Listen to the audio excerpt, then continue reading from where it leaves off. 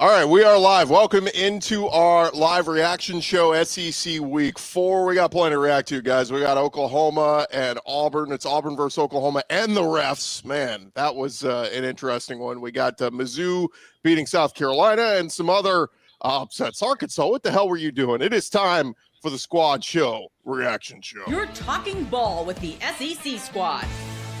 From Alabama to Tennessee, from Georgia to Oklahoma, from Auburn to Texas, it's the local experts of the Locked On Podcast Network bringing you scoops, breakdowns, and the most comprehensive preview of the upcoming SEC weekend. It's the SEC Squad, and we have a seat for you. Hurt feelings and thin skin are prohibited. Squad up, you're part of the SEC Squad.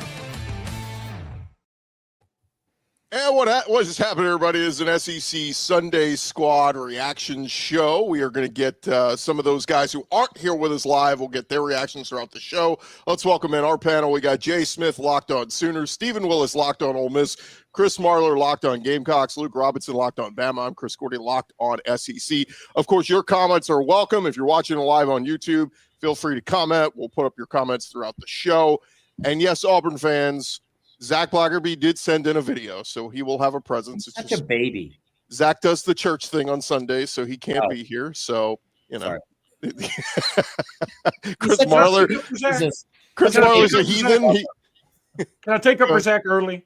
I watched Locked On Auburn because I'm an Alabama guy who grew up 30 minutes from Auburn, so I did it for the Schadenfreude. I hate watched. I'm not going to lie. And he has a co-host named Daryl Dapprich, who is sort of a radio legend in Montgomery. Nice guy, really is a nice guy, big Auburn guy. And Daryl made the comment that Oklahoma fans should go to bed knowing that this game should have an asterisk and should be tainted, and they didn't really win it. And Zach pushed back, and Zach said, you know what? I mean, I guess you can think that way, but we've also been on the other end of this. And I think sometimes it just comes with the territory. Zach's 100% right. We've all been screwed, and we've all been the beneficiary of somebody else being screwed. So, yes, it sucks, and I think the officials did a very poor job in that game. The fumble is, again, I'll rant all day about how much I hate instant replay, because I think if you watch that thing enough, you can make it be whatever you want it to be. Yeah, I can see where it's not a fumble. I can see where it was a fumble. And I think that's why it just disrupts the flow of the game and just increases all these conspiracy theories. The other thing about Oklahoma with the cheating play, quote unquote, look, yeah, I think it kind of sucks that they practice it all week if there was a directive by the SEC to not do that. At the same time, are you going to tell me that defensive back coaches don't tell defensive backs, hey, if you can, grab the receiver's hand and try not to get caught? I mean, that's sort of the same line of thinking to me. Wrong. And before Jay said, I was going to wait till after Jay says something. It's an illegal play. What I'm most confused about, if they ran the illegal play and it should have been a 15-yard penalty, there's no part of me that's saying Auburn would have won the game. Everyone calm down in Oklahoma land. You have an amazing defense. John Mateer is great. You're undefeated. All's right in the world. But if you objectively watch that game, there were misholding calls on Auburn for sure. The Cam Coleman just getting held like a newborn baby for most of the game was unbelievable. I don't know what you're doing, Jay. But also, okay, so here's the deal, Jay. Now, you know what? Here's the deal, Jay. You guys ran an illegal play. You should have never scored in the first place. It should have been a 15-yard penalty. I don't know if you make a 56-yard field goal. And then after all of that, are we doing this, or are you going to let me actually finish what I'm saying without acting like a child? Did a word come out of my mouth just now? It did not. Please continue and stop whining. But they ran an illegal play. They said in the booth, the head of officials said, hey, it's an illegal play. Should have been a 15-yard penalty. Should have been a 15-yard penalty. Why in this day and age of football are we sitting here saying, you know what? We're going to allow that to happen. It's okay. We're just going to keep playing the game, whatever. Like, I'm not saying it would have meant that Auburn wins, but they got objectively screwed here. And it makes no sense that they said the head of officials sat there with the rule book and it's like, nope, you can't do that. Can't do that. Why does he have a job? Why does he have a voice during the games if it's not an illegal play? Now, go ahead. No, are you finished? I mean, I'm finished. And you want to sit there and whine and cry like you just did. So let me go ahead and let me help you out with here. No, wait. You want me to talk, right?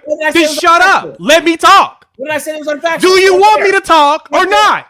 Shut up if you want me to talk. Good Thank Lord. you.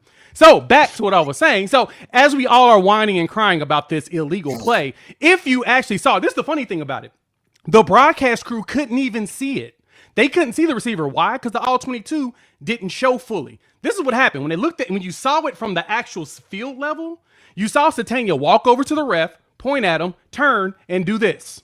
He literally turned to set up when he stood next to the ref. The ref cleared him. The problem in that play, there's the problem in that play for Auburn. Why aren't you counting heads? Why aren't you making sure that you have everybody there like you're supposed to? It's a tempo play, but it wasn't that fast a tempo. The beauty of it is that Material looked over, they made sure everything was good. Satania talks to the ref, does this, and Durkin is trying to change the play. And you can see Durkin saw him. Durkin is doing this. He's trying to get dude's attention, but his corners didn't look. Is that Oklahoma's fault? No, because he didn't jog off. He walked over there. He literally, let me talk. You want people to talk. Let me talk. Why are you being so defensive? Shut up. Let me talk.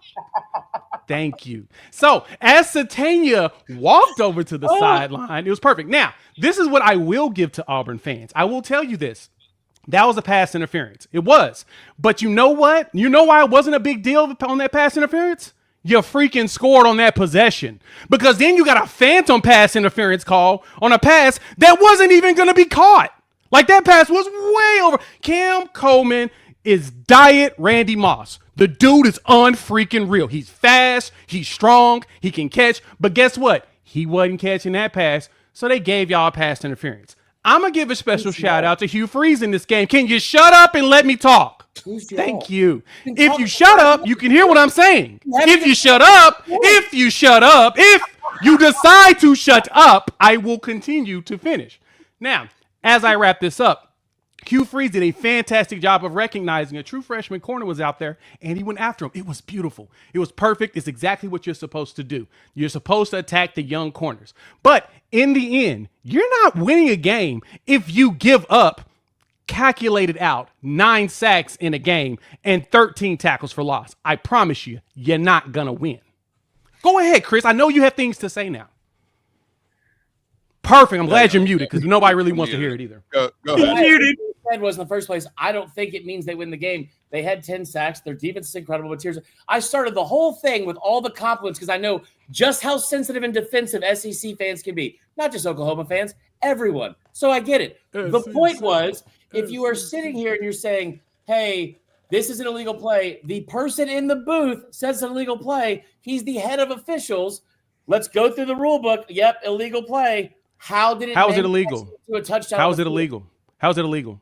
Can someone bring up the rule? It is illegal. It's illegal, Jay. It's illegal to walk to the sideline and point to the ref and get in position. I didn't write the rule. The guy. I just asked the question. I asked a simple question. Is it illegal to walk over to the ref, point to them, and get set up before a play? So I don't think that's the way the rule's written. If somebody. Oh, okay.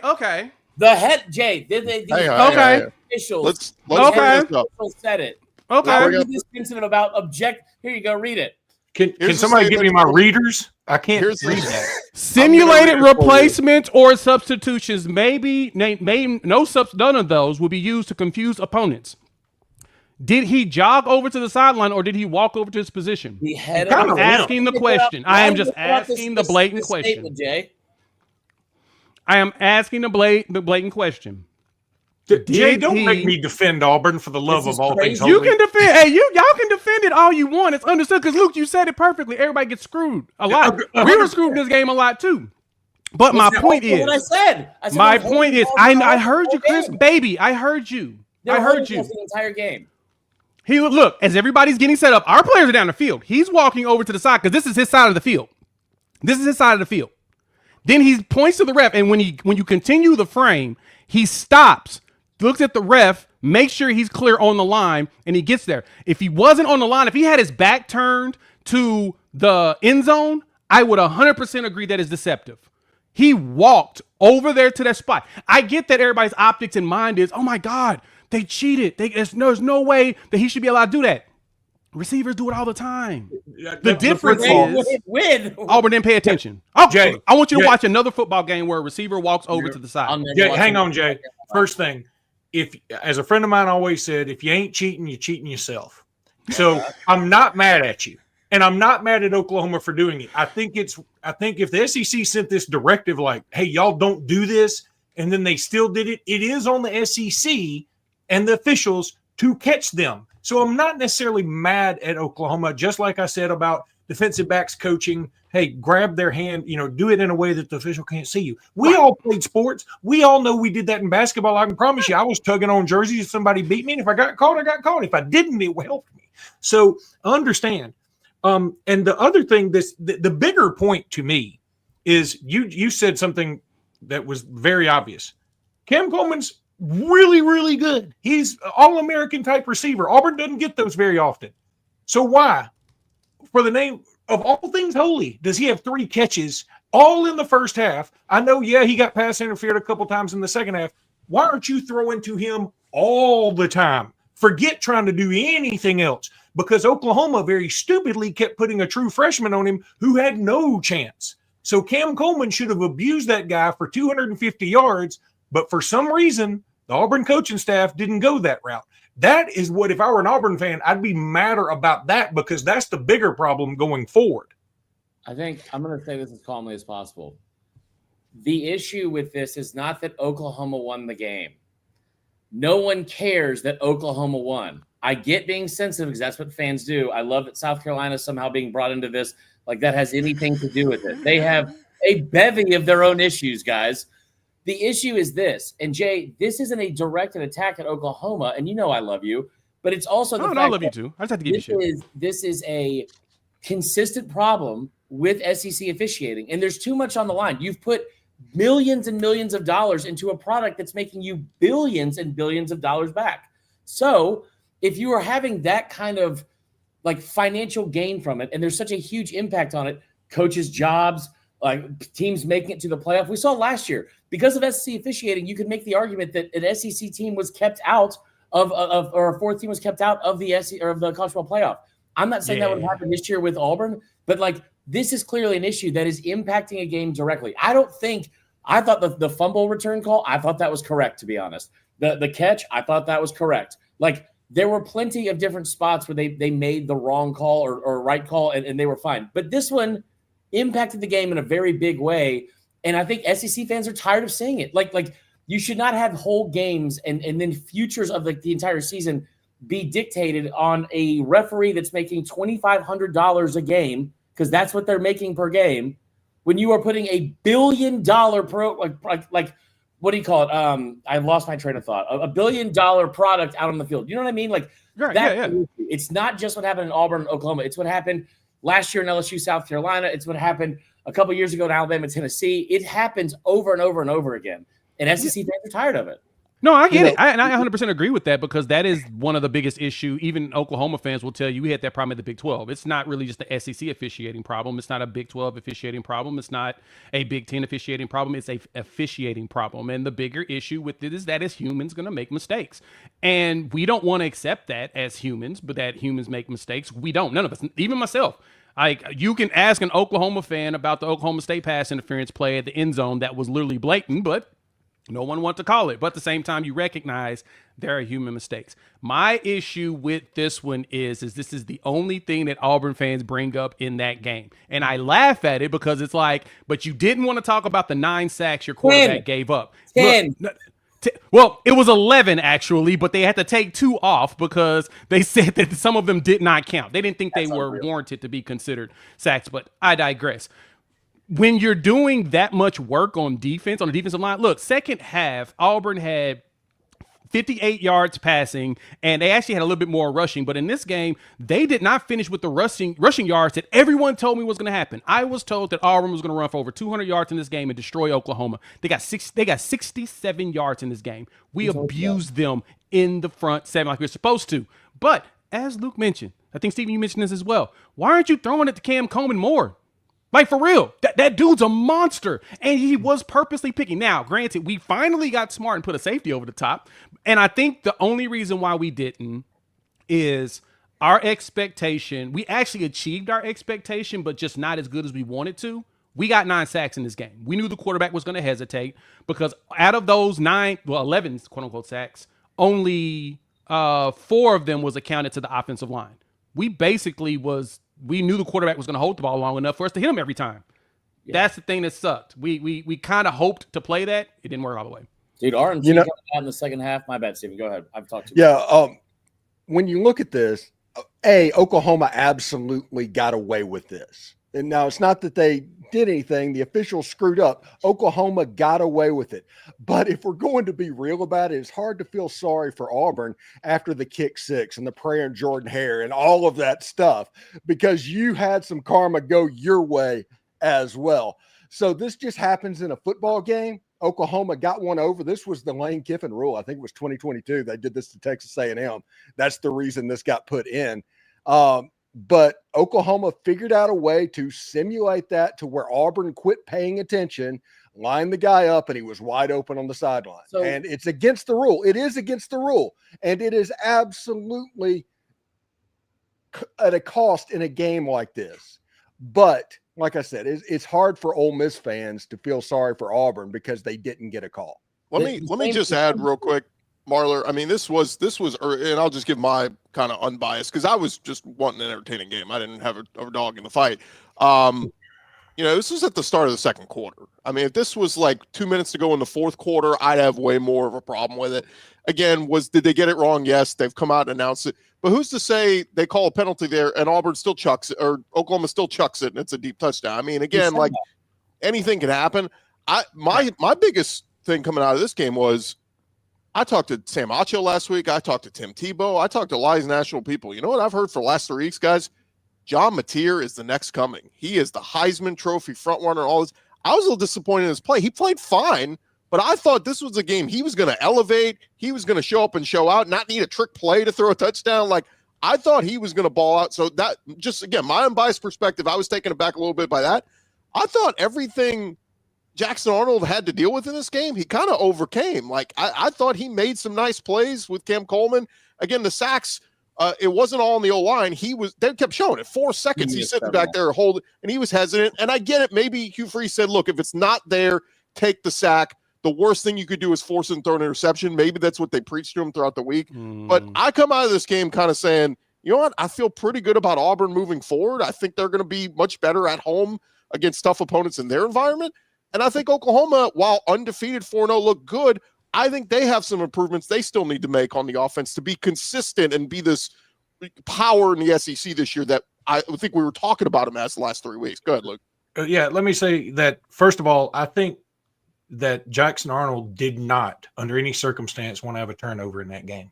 And I think that may have led to his holding on the ball too long.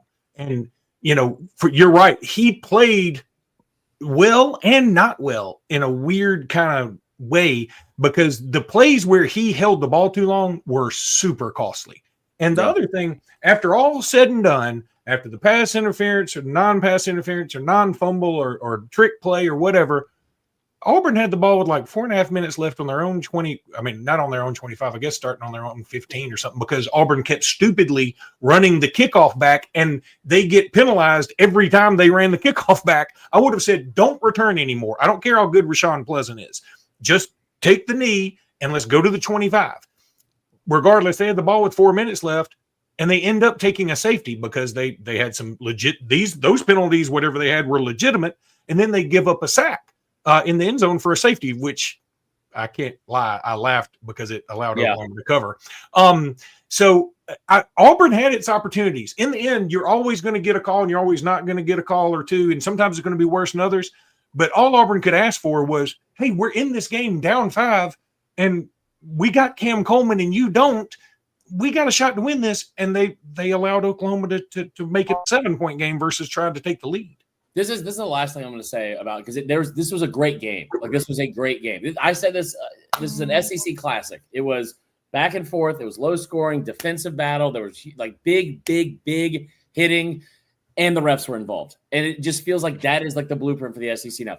This is not taking anything away from Oklahoma. They went out and sacked him 10 times without their best edge rusher in the game for half the game. Like, Oklahoma played really well. I don't know why objectively saying the refs did one thing would warrant some of the reactions that are happening in the chat here. But here's the other thing too about that call. You said like that's coaching. They should have caught it. They should have like realize what happened.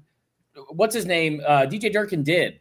Hugh Freeze came sprinting down, screaming for a timeout, and they missed that too. The failure is not in like the coaching there, which is there were plenty of those for Auburn on Saturday. Plenty. When they got the first down on that final drive and decided to run Jackson Arnold on 2nd and 9, I was like, who's calling plays right now for Auburn?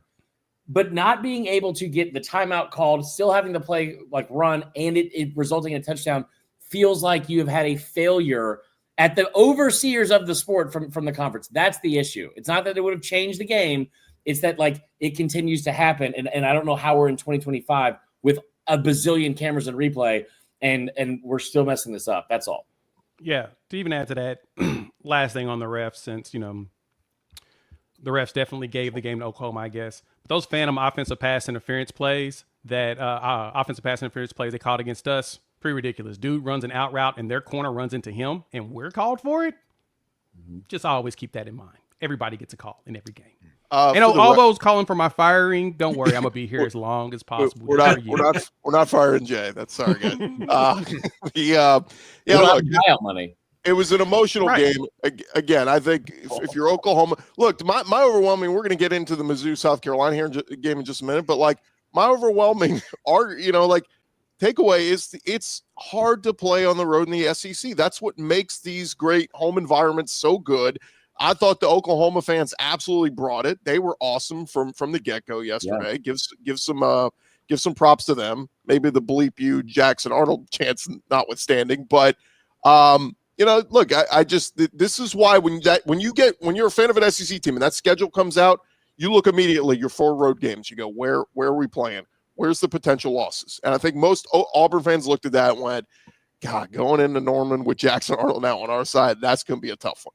And again, they battled. They were in this game, and again, I thought Oklahoma was getting away with some handsy plays. In fact, when they called the defensive pass interference, I thought that was the weakest one that they could have called. I thought the 2 plays prior could have been defensive pass interference. So it is what it is. But look, Auburn's not dead. I think they're still going to have a say in this thing, before it's all said and done. And like I said, I think Oklahoma kind of showed, okay, look, we were riding high after that big win over Michigan, all this. Oklahoma's got some warts that they need to clean up.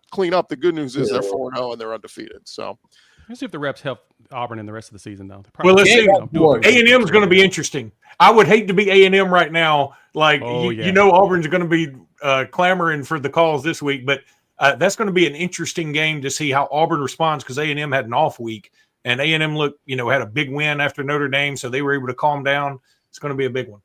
Real quick, we'll get to some of the other games coming up here in just a sec. But real quick for our listeners, guys, if you're a college football fan out there, if you go back in time and sit front row at your school's favorite rivalry game, what hat would you be wearing? Well, a lot of us, depending on your ages, you were probably wearing some of these caps back in the day. And our friends at the game are bringing them back. They're not just hats. They're the vintage style hats that a lot of us wore back in the 90s. 2000s for Luke, probably in the 70s and 80s. But guess what? They're still back for the same price they went for back then. When you use our code Locked On, you can get a vintage hat for $16.99. All you got to do is head to the GameCaps.com, THEGAME caps.com. Grab your team's classic bar or retro circle design and use our code Locked On for an exclusive discount. They sent us one. I actually went on. I ordered a couple more because the discount code, it's legit, guys. $16.99 for your favorite team hat from your favorite SEC school. Again, that is thegamecaps.com. Use code Locked On because legends wear the game. Jay, you ought to see if they got a hat for the officials since that's your favorite team. I know. Seems like that's the one that you think wins every game for people. I agree. I'm gonna get you one. I'm gonna get you one too, Chris. I know that's your squad. Real quick, guys, before we fully move on from Oklahoma-Auburn, let's get Zach Blackerby's thoughts in here. He had something to say. Brutal day for the Auburn Tigers. I'm not gonna talk about the officiating stuff. The SEC put out a statement on it. Thought it would make Auburn fans feel better. I think it made them feel worse. So we'll move past the officiating aspect of this. Auburn's defense surprised me against John Mateer.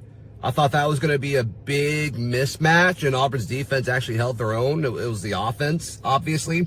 I said going into it, it would be Auburn's offensive line versus Oklahoma's defensive line that decided the game. That was 100% true. 10 sacks is not good. Now, not all sacks are created equal. I think some of them were on Jackson. I think some of them were on the offensive line. I think some of it was on pass protection. A lot of different issues, and that's not a good thing for the Auburn Tigers. But as frustrating as that loss was, I actually feel a little bit better about the rest of the season, mainly because of how the defense and DJ Durkin shut down John Mateer for most of that game. Did Zach just come back from a Survivor tryout? Holy cow. Did his beard grow 9 inches in 2 days? What was that? There was a bird living in there. He put Rugiet Ready in his beard. They got big quick. All right. Any final thoughts on OU Auburn before we turn the page? I do love that we just yelled at each other for 20 minutes, and Zach's like, we're not going to get in the officiating here. We've moved on from it. And me and Jay have just been at each other's throats, screaming at each other. We gotta fire Chris for that, man. Chris ruined a great moment because you started the argument by not letting Zach give us the calming moments. It was you. We should add Marler We'll is both put engaged. together. Marler is engaged to an Auburn fan, so she's pissed. She is, dude. She is outraged. She's like, you don't need your Rugiet this weekend. Dude, it is. Luckily she's not in the house because she's on a trip to see the fam. But she's very upset. So pray for me. Well, let's get into it. It's good we got Marler here from the Gamecock perspective because Mizzou, they got the other big SEC win yesterday. Here was our buddy John Miller from Locked On Mizzou. Another dominant rushing performance on both sides of the ball by Missouri means they're a real contender, and yet, boy, the back end on that pass defense needs some work. I'm John Miller with Locked On Mizzou, and the Tigers took care of business impressively in Columbia, Missouri yesterday, winning the Mayor's Cup.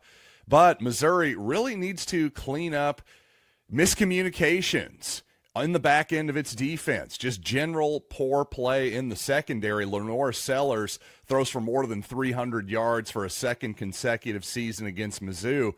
Hey, some people think he's the number one pick for a reason. Give him a lot of credit. He threw some dimes yesterday. But Missouri has to be better against a schedule, the back end here, that is looking a lot more difficult than a lot of talking heads thought in the offseason. Guys, before we, Marler, before you jump in and everybody reacts, I will say I was very impressed with South Carolina's effort here because all I was hearing all week was Lenore Sellers is going to play, but he's not 100%. And people kept telling me, I think Mizzou's going to blow them out. Like that's, and again, they won by 9, but South Carolina had the lead going into the fourth quarter, I believe, right? So they hung tough in this one. I thought, if you just look at the box score, you're going to go, wow, Sellers had a nice night. No run game is what really hurt them. They could not run the football to save their lives. But look, Mizzou, Ahmad Hardy has been awesome. We knew he was going to be awesome coming into the season. But what'd you guys think of this one as Mizzou improves to 4-0? They still don't play an away game for like another month or something. Yes, absolutely nuts. I still have Missouri as my most underrated team in the Southeastern Conference. They have a chance to be really, really good, but it is more difficult towards the end of the season as this season starts to play out. I knew that South Carolina was going to come with a little bit of vinegar in their blood because basically they were ticked off and got blown off the field at home against Vanderbilt. You were going to show up in this game. Lenore Sellers was going to show up in this game. They were going to throw deep balls to Nick Harbor.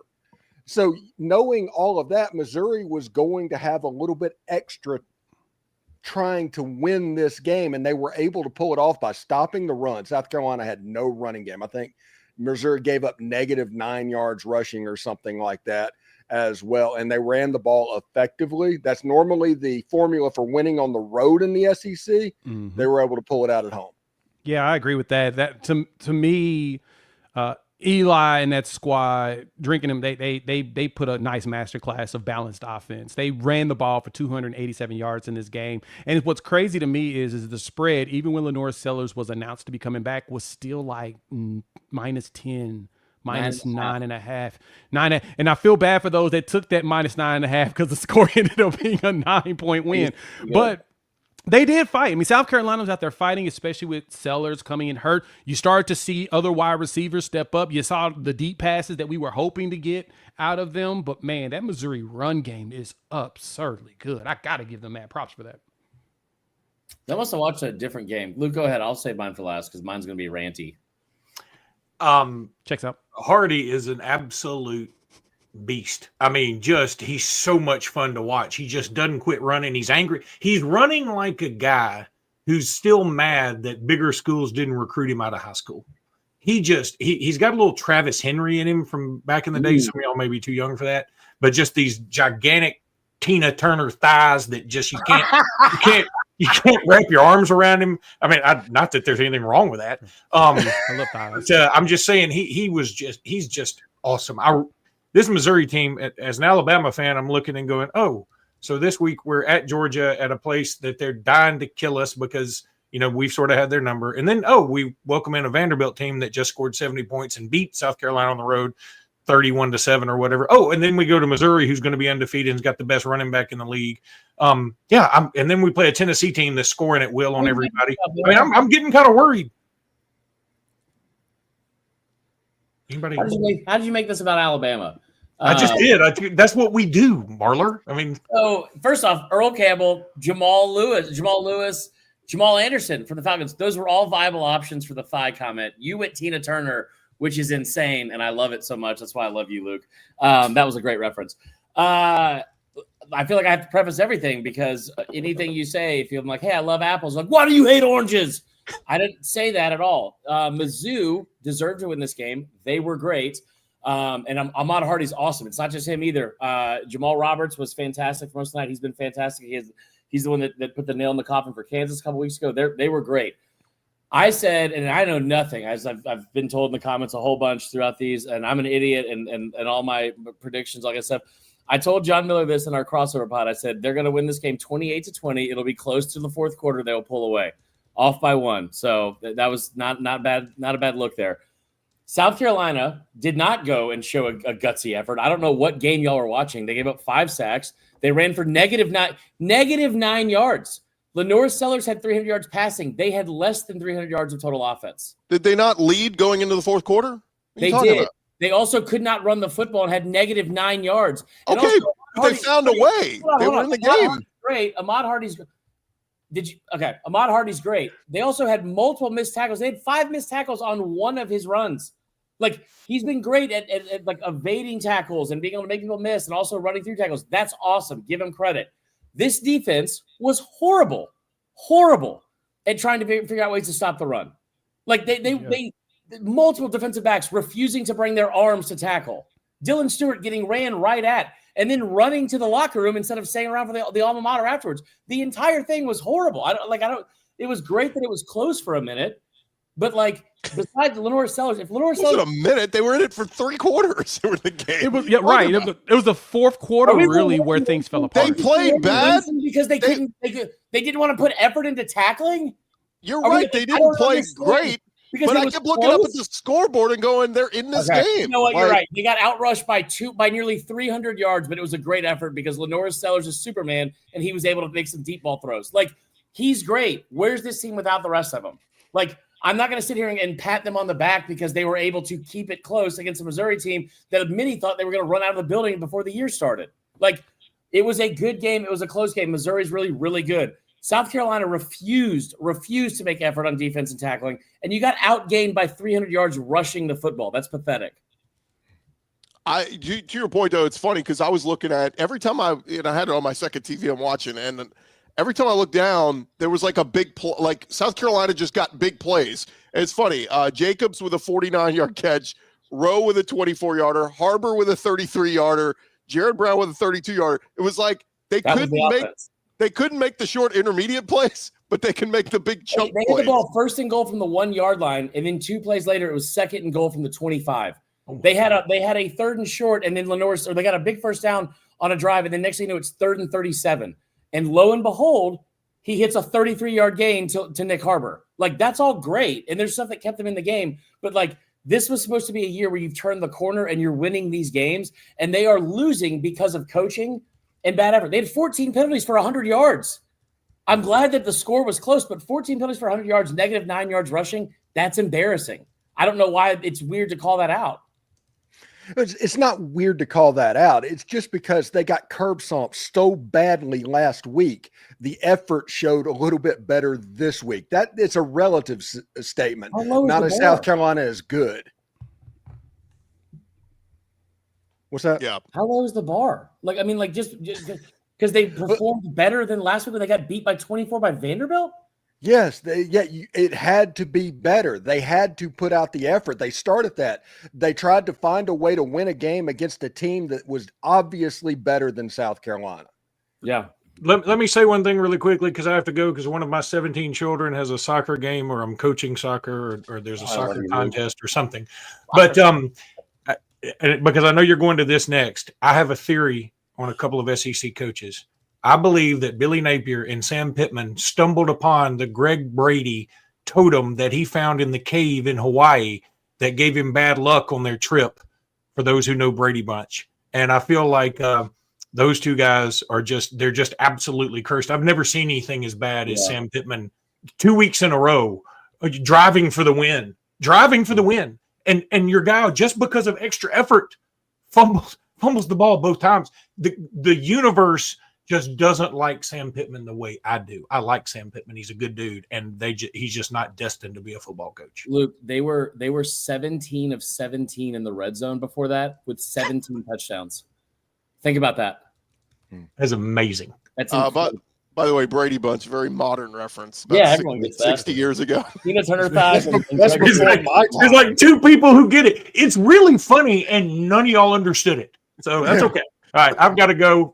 Happy SEC Day, everybody. Thanks, Luke. Yeah. Tune in next week when Luke talks about Gilligan's Island.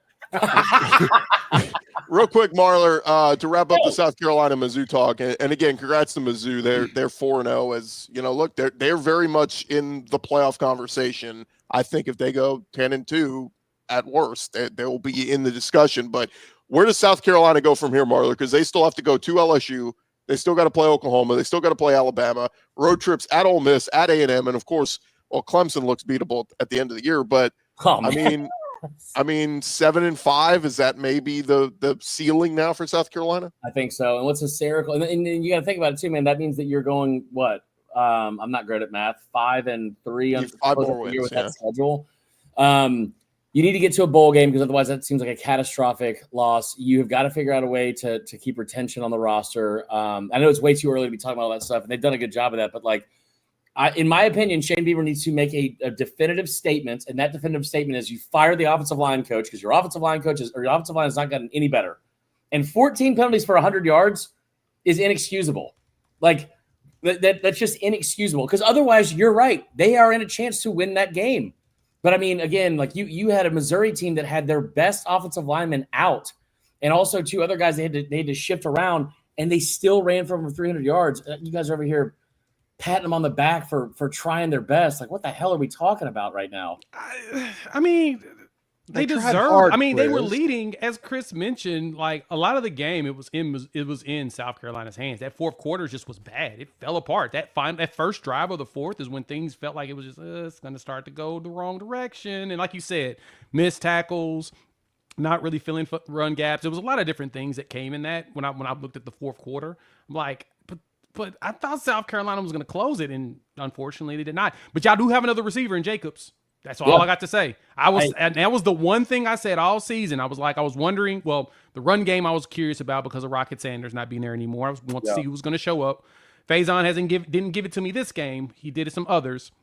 But I wanted to see who was going to be the wide receiver outside of Nick Harbor because we hadn't seen it from him yet. Jacob showed up big time in this game to me. But you're right, Chris. You are right. I'm going to give you that. You are honestly right. I hate saying it out loud in public. I only tell you that in private. This only happens when we're hanging out and drinking beers. But that tackling was just poor. It was. It felt like poor effort late. Or it felt like they were gassed. That's what I felt like we saw last week against Vanderbilt once they went down. The problem against Vanderbilt, like, and I know Steven said the thing about them being curb stomped. That's an accurate and very graphic way to describe it, but he's not wrong. I mean, like, that's what happened. But the frustration was not them losing to Vanderbilt, especially if Sellers went out. It's they lost, and they did so in a way where they spiraled out of control, and they got to a point where they were like they were falling apart. They lost their composure, and that's the same crap that happened. Almost messed up there. Same crap that happened this week too. We'll move on though. I know. Real quick, flip it to the other side for Missouri. They get UMass this week. Hell yeah, dude. And then they have a bye week, and then they host Alabama on October 11th. Yeah. There's a chance. I mean, Alabama, if they lose at Georgia this weekend, I mean, I'm putting it out there. Like, does Alabama start going, oh, we're not a world beater now? And, like, is there a chance that they go in and Mizzou, could beat them on October 11th? Did you watch Missouri's secondary? Yeah. Yeah. Ty Simpson will throw for 400 yards in that game. Yeah. Hey, man, on the road? that's a trap game. I UMass saw might be Ty a trap Simpson game. on the You know road. what? That was a little bit. I got ahead of my skis. Ty Simpson will throw for 300 yards in that game. Okay. All right. Dang. Shots fired. All right. Well, we will continue on, guys. We'll touch on Arkansas, their tough loss. We'll touch on a few other. Ole Miss had a very nice win over a good Tulane team. We'll touch on, and Florida was Florida. We'll touch on that next. Hey, but first, guys, it is the NFL is about to kick off, and of course, FanDuel is making sure you are ready with kickoff with a can't-miss offer right now. New customers, if you've never done FanDuel before, you can bet just $5, and if your bet wins, you'll get $300 in bonus bets to use across the app. It is quick and easy, and it is the best way to add a little bit more energy to your Sundays. Look, you're playing fantasy football anyway. Why not make it a little bit more exciting with the FanDuel app? Watching your team, watching your fantasy lineup, you could do so and get a little action in over at FanDuel. If you are ready to play, all you got to do is download the FanDuel app by visiting FanDuel.com to get started. Get signed up as FanDuel.com to place your first $5 bet. And again, if your $5 bet wins, you'll get $300 in bonus bets to use across the app, FanDuel.com. This episode also brought to you by our friends over at Square. Your favorite neighborhood spots run on Square. There are certain businesses that truly make your neighborhood feel like home, whether it's the local sports bar packed on game days. It's going to be packed later today. The coffee shop knows your order by heart. Corner Deli, it's been serving your community for decades. These are the places that bring people together. When neighborhood businesses thrive, your whole neighborhood thrives. Go check them out.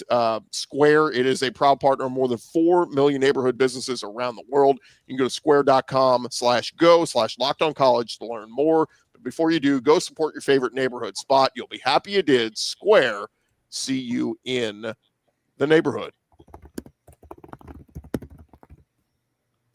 All right, the aggressive typing, I think, is Chris Marler. Welcome back to our Sunday reaction show here. And, fellas, I'll just throw it out there. Where do you want to start? I mean, Arkansas, I thought, played decent enough against Memphis to get a win. Memphis came back. They had a big lead, and Memphis came back. And yet still in the final minute, Arkansas is driving the ball down in field goal range to beat Memphis. And they're, like Steven said, or Luke, one of them said, you're running back, fighting for extra yards. He fumbles the ball, and just unfortunate spot because I thought Arkansas deserved to win that game. Yeah, that was bad on Arkansas's part. You can't have a lead against Memphis like that and then lose it, especially as John Abers tells us that's one place that, Arkansas likes to play. They're always at that bowl game in Memphis, the Liberty Bowl, and they let Memphis push them around at the end. That was, I don't know. I'm surprised Pittman wasn't fired after that game just because of the way that ended. That just felt like a mismanagement of coaching in general. That was bad. You don't lose a game like that when you're dominating that well at the beginning of the game. That was bad. I'm just gonna say that was bad. 20. They were 20 and not having the ability. Like, you have arguably one of the best quarterbacks in the SEC when he's on and not turning the football over, which he reverted to a couple times. He was putting the ball in some. They were praising how he's putting the ball in some tight windows. I don't know if any Arkansas fan felt like, oh yes, he has the arm talent to do that, so we're comfortable with him doing that. Like, it was very. There was some decision making there. I almost thought they should have just taken a knee at the end, but hindsight is obviously 2020, and like, you probably also want to run some more clock and not give up yards the way they were running the football. They just find new ways to lose, and it's so frustrating. I said this to Luke, and like, I'll say it again. Arkansas was 17 of 17 in trips to the red zone to start the year with 17 touchdowns. I believe that's the only team in the country that had that level of success, and they fumble on the 7-yard line to lose to Memphis. It's just a brutal, brutal loss. Yeah, well, the reason Sam Pittman's going to end up losing his job after this season is the defense. I saw some of the worst tackling of my entire life, and said there were people jogging, chasing the ball on the long touchdown run that put Memphis in the lead in that game, and it was just upsetting. It looked like a team that had quit on this staff. It got hard for a second. They took a step back, and the effort just wasn't there. The touchdown that they scored that kind of got Memphis started going was just a chest bump, essentially, and the quarterback just ran through two players into the end zone, and it should have been tackled. And the last 3rd and 8, to where a simple zone read when Memphis was just capitulating and was going to punt the ball, you allow him to basically bear hug him, and he let him drag a 390-pound defensive lineman for 8 yards. Come on, fall down, get his legs, get him to the ground. Show some heart, guys. Look, that on that one, the fact that Pittman is a trench guy and they somehow got drugged by a quarterback was an additional 5 yards to get that first down. Oh God, that to me was disgusting. The interesting part about this, guys, is Arkansas. They're now 2-2. Unfortunately, we don't have John Neighbors on here to tell us how glum Fayetteville is today with Sam Pittman. But you look at the remaining schedule; they play Mizzou at the end. They got road trips at LSU, at Texas, get a road trip at Tennessee, home games against A&M, Auburn, and Mississippi State. How do we feel about this weekend? Them hosting Notre Dame. I know Notre Dame hasn't started off great. Forgot about that. Can we jump on Ole Miss and talk about Trinidad, how amazing he is, and hopefully his brother Tobago shows up to Ole Miss first before we roast? We'll get to them real quick, but does Arkansas? Are you riding with them against Notre Dame? You think Notre Dame comes into Fayetteville and wins?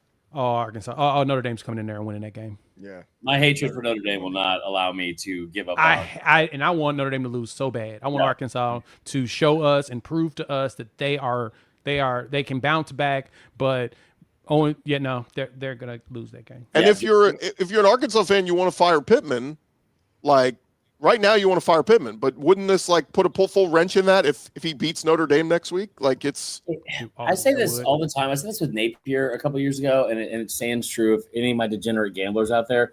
I always say this with poker: you don't want good cards, you want easy decisions, right? Like you don't want good cards, you want easy decisions. Arkansas beating Notre Dame is like the most Arkansas thing that can happen. Like at some point you would almost rather them go 4-8 than them go 7-5 again and have a win like this under their belt, because it's great in the moment, but like big picture wise, is it something that's going to turn the program into the direction they want it to go? Like, I don't know. Like, I hope Pittman's there forever because I love Pittman and I would hate to see him go. I also I don't know what my locked on check is going to be this month. I would donate all of it to Sam Pittman being the offensive line coach at South Carolina. I will tell you that right now. I will start a GoFundMe to get that going immediately. He's a position coach that everybody will fight for, 100%. 100%. Well, but Arkansas fans will tell you that O-line hadn't been that's his calling card at Arkansas. It hadn't been great since he's been there. That's a fair point. I think the struggle here is that Taylor Green is susceptible to throwing interceptions and turnovers, and I think Notre Dame's secondary is good enough to take advantage of that if they can catch the ball. Although, didn't they just give up 30 points to Purdue? They did. Yes. So, I mean, this could be an absolute shootout in Fayetteville. Oh, guaranteed. Take the over. FanDuel, shout out. Steven, speaking of shootout, Trinidad Chambliss putting on a show. I know you were all aboard the Austin Simmons hype train this offseason, but Trinidad Chambliss looking the part. I thought this was a tremendous performance against a good Tulane team that's probably going to go on to win the American or down the road. But what did you make of Ole Miss's performance? The first thing I made is that Trinidad's the truth, but I'll come back to that. Second of all, Pete Golding got the defense a little bit fixed, worried about Jake Retzlaff, and gave up 3 points, and Jake Retzlaff had to be pulled out of the game for ineffective play and a garbage touchdown at the end. Ole Miss is going to be a problem for teams in the SEC, and it's just at the right time with the biggest home game of the season against LSU coming up this Saturday. The other thing is Ole Miss has officially a quarterback controversy, a real thing. The fans are exponentially every second getting more and more behind Trinidad, and they should. He had the 4th greatest game quarterbacked by an Ole Miss quarterback against the Tulane Green Wave on Saturday, with over 100 yards rushing and throwing for a little bit over 300 as well. Trinidad Chambliss, he does the right thing, and it shows that in Lane Kiffin's system, if you just let the skill players that he has accumulated perform, they're a better football team. And Trinidad Chambliss has the athletic ability and everything there, but he spreads it out. You look at the number of players that caught balls in each of the last 2 games, it was like 8 or 9. And also, this is an underrated fact for Lane Kiffin this season. He's gone for it on 4th down twice in 4 games. He has kicked 11 field goals. Lane Kiffin's evolution that he figured out against Georgia last year, he has brought it forward to this season. And this team feels like it is coming together at just the right time. Take the points. I feel like their defense was much better this week than they had been in the previous weeks. So that maybe bodes well. But and I'll just combine this because I watched a good bit of LSU last night. I get it was Southeastern, but so LSU finally had the offensive showing they've been looking for all year. They, all the teams were playing the cupcakes week 1. LSU played Clemson, which may turn out to be a cupcake, but they finally got their offense righted as they go into Ole Miss. And so now it's about, is Garrett Nussmeier, do they execute? The LSU defense still looks, they've been lights out through the first few weeks. That's going to be the real test. Is we saw LSU's defense struggle with quarterbacks who can run last year. If Trinidad Chambliss gets out in space, how quickly do those linebackers, Harold Perkins and everybody else, collide on him? So the only thing I'll push back on what Steven said is everything. No, I'm kidding. I'm not going to be combative on this one. So I don't think you have a quarterback controversy. I think it's very clear who the quarterback is, and I'm sure that we were not at practice. We don't know what Lane Kiffin saw. It had to be something pretty spectacular if Simmons took the reins of the starting position to start the year. But I don't think you take the ball out of Trinidad Chambliss' hands right now going into this game with how he's performed. It's not just that he had good games. He had over 400 yards of offense in both of those games. The stat that you just pulled, one of 4 quarterbacks in program history with 300 passing yards, 100 rushing yards against whoever. The biggest thing for me, I kept questioning was where has Pete Golding's defense been for the last couple of weeks? Guys, this is a Tulane team that has already beaten 2 Power 4 teams. They might not have been great teams, but they went on the road and they beat Duke. They also had, what was the other one, Steven? They beat in Northwestern, which is a Big Ten school that's totally good. Right. Yeah, all Big Ten schools are good. But beat them like a drum. And Retzlaff has been one of the best quarterbacks in the country for the past 2 years, and they made him look completely inept. I thought that was a great performance from Ole Miss and made me feel a lot better about them going into the rest of the season. We thought going into the season that DJ Lagway or Cade Klubnik was going to be the best quarterback LSU's defense would face in the month of September. That was clearly wrong. I will also say, on the other hand of that, this is the best defense. This isn't Tulane or this isn't Arkansas that he's going to face on Saturday. It should be an awesome game. Yeah. Somebody told me on Austin Simmons that his injury, they won't come out and say it, but it's a several-week injury. So, but I would expect Kiffin to come out this week and go, you know what, we'll have to see on Austin, but he may play coy, make LSU have to prepare for both guys. Yeah, he's absolutely going to do that. Lane Kiffin loves doing that. And if you look at FanDuel right now, this week it opened up Ole Miss -1.5 against LSU in that game. Wow. LSU's top 5? Yeah. This game, I know about Alabama and Georgia. That's a big game. I know about Penn State and Oregon. This is the game of the week. There you go, Marler. You're still drunk, Aaron says. All of that Celsius, 5-hour energies. All that real quick, just to cover everything, Mississippi State, and I put this on our topic, but who's the biggest 4-0 surprise to you guys as we sit here in the SEC? We got Ole Miss at 4-0. We got LSU 4-0. Oklahoma's 4-0. Mizzou, Vanderbilt, and Mississippi State. Mississippi State, period. Hands down. It's I thought that they would give a good battle against Arizona State, mainly because Arizona State brought back so many players from a team that made it into the playoffs. I was like, all right, yeah, this is going to be a good test. No, they owned them. And I'm like, wow, that impressed me. Lebby is starting to build some stuff. And, yeah, I'm very surprised that they're the ones that are 4-0. Yeah, there's a real chance for a Mississippi Mayhem type weekend this weekend. There's a real chance that happens. I love that answer, and I love the fact they've already doubled up last year's win total and beat their preseason win total prop. But the answer is Vanderbilt, because Vanderbilt still had to go play Virginia Tech, who I understand sucks. But yeah, they had a revenge game against Georgia State, right? They hung 70 on them. 70. That's the most points they've scored. If that seems like a lot of points to you, it is, because Vanderbilt hasn't done that since 1918, right? And they play slow. They want to play slow. Is the last time that they were able to do that. And I'm just kidding, Luke. Sorry you're catching strays on here. No, they were able to go out there and put up 70 points. They dog walked South Carolina. They dog walked Virginia Tech. Like, I think it's the way they did it. And the other part too is I believe that their season win total was at 4.5, so they're already almost there. And I don't expect them to go 4-8, but I do love the fact that Mississippi State has gotten off to this great start. It's been awesome to watch. They could make some moves. I mean, the Shapen has been kind of underwhelming the past 2 weeks, but maybe they beat Texas. Who knows? No, Mississippi State put up like 25 points against Tennessee last year in Neyland. Jeff Levy on that defense has a little bit unlocked. It's going to have to be a shootout. It will have to look like the Ole Miss Arkansas game did. But if that happens, Mississippi State, as you know, in the early parts of the Lane Kiffin era, we can attest to, shootouts can happen with Jeff Levy. Mm-hmm. If that happens in that game, it could get weird in a hurry. And if it just comes down to an interception or a fourth down stop or just one play, if you make that play, what happens? Marler, what's crazy is Alabama. We're going to talk later this week on the Squad Show all about Alabama at Georgia. But I'm looking at Bama has to host Vanderbilt the week after, which is probably going to be 5-0 because they're going to beat Utah State.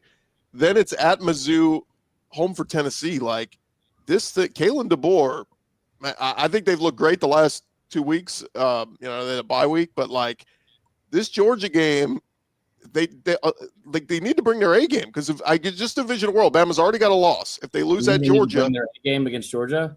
I'm just saying, like in other words, losses could spiral here with the schedule coming up for Bama. No, Gordon, that's a good point. I think bringing their A game against Georgia should be the focal point for freaking practice. But you know what I'm talking about. Like they in other words, they're going to play 3 straight teams that are 5-0, basically. I said they lose to Georgia. They will lose to Georgia, for one. 2, I said this to Georgia. I said this to you guys last week, and you guys thought that I was crazy. And this one guy thinks I'm still drunk, and where's the fireball? The fireball's over there. I can't even touch it right now, okay? But the issue is this. I said this last week. If you convinced me that they were going to beat Georgia, I feel better about that for Alabama than I do about I think they run through Mizzou and Vandy because they get up for the big games. They have under Kalen DeBoer, not necessarily on the road, but they've gotten up for those big games. You saw it last year against Georgia. And then what happens afterwards, once the expectations set in, then all of a sudden it's when he's like, no, we've got to get rid of these expectations immediately. So if you told me they would beat Georgia and then lost to Vanderbilt, I don't think that's crazy. Real quick, guys, two more games. Tennessee beat the snot out of UAB. No surprise there. They look good in that. Texas beating the crap out of Sam Houston. Good that Arch finally looked good. But how do we feel about him standing over the Sam Houston defender? Isn't that like the definition of punching down? Yes. And the part is, Stephen, it's the fact that all of Texas media is celebrating it. And the Texas football, like the actual football account from Texas is like, I'm not a cat guy. All of Texas is Pepper, get over here. Show these people. Let me get my corgi. Pepper here so I can prove to you what kind of man I am. No, the idea. Thank you, Jay. The idea that I lost my train of thought. Who cares? It sucks. But look, was an FCS team. They were an FCS team 3 years ago. He's like, yeah, flexing on them. Like, you were with Phil Longo in his 26 plays. Was it Phil Longo there? Yeah, Phil Longo's the head coach of Sam Houston. Bro, Phil Longo used to think when I was at SDS, he thought that I was a former player of his running the social media account. So he would just send me stuff during the week of games. He's like, bro, wait till you see we roll out against these guys. And I was like, I don't. But do you know who me? I was like, yeah, coach, go get him, bro. I did see one girl say that covers Texas. She tweeted, Arch Manning needed a confidence-building game regardless of opponent. Fans who expected a Heisman-caliber game versus Ohio State or boot him against UTEP are the problem. First-time starting quarterbacks always have growing pains. I say that because they got a road trip coming up to Florida. Florida, I thought their defense played as well as they could at Miami. It's just the offense stinks. In closing, guys, wrapping up, what'd you make of Florida?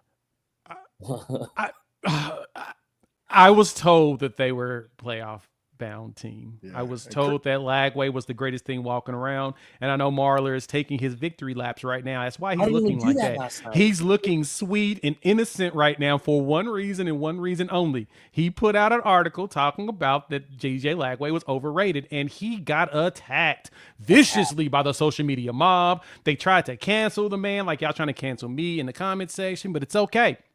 We found a way to make it so that we can move forward. And Marler's here now, enjoying all the fruits of his labor. The DJ Lagway looks god-awful right now in the last 2 games. And I don't know what Florida's going to do. Like, is Billy Napier going to last after the week against Texas? Like, does he survive that game? He finally gets a break and gets to play somebody that's lesser competition, and it's Texas. So that's good. And, like, that sounds like a joke.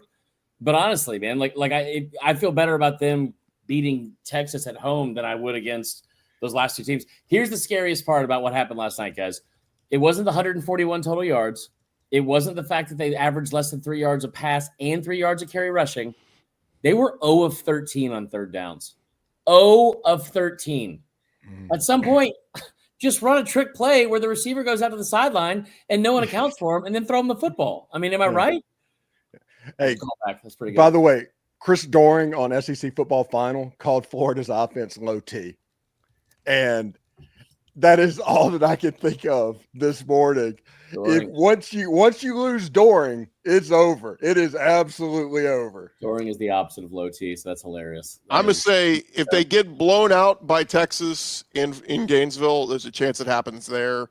I'm thinking maybe if they lose to Texas and then get demolished at A&M, I think it happens there. It sucks. Billy Napier's a nice guy. I've interviewed him in the past. I just think this job was just too difficult. And the schedule's been brutal since he stepped foot in Gainesville. So can't have the end is nigh. Coaches slapping people, though. It's just too much. I think you're how right. How did Jabbar Jaluk not get fired for that? I'm still. There's people defending it. It's like that. No, these players are played. Like what? You can't do that. Yeah, we pay him now. You can hit him. You can hit him. It's legal. Yeah, it's legal for me to do that because we're paying them. All right, fellas. NFL is about to get underway, so we'll hand it off to that. But appreciate you guys for joining us. And, hey, a reminder, on Thursdays, you can check out the college football preview on Fire TV. College football kickoff every Thursday with Gary Patterson, Jesse Holly, and Drake Tolley. You can check that out. And a reminder, our squad show drops on Thursdays, previewing all the games this weekend. It is going to be a fire weekend with Ole Miss, LSU, Bama, Georgia. There are going to be some massive games coming up in SEC Week 5. You won't want to miss it. For Jay Smith, Stephen Willis, Chris Marler, I'm Chris Gordy. We will talk to you guys later in the week right here on the SEC Squad Edition. Squad. Ole Miss LSU Week.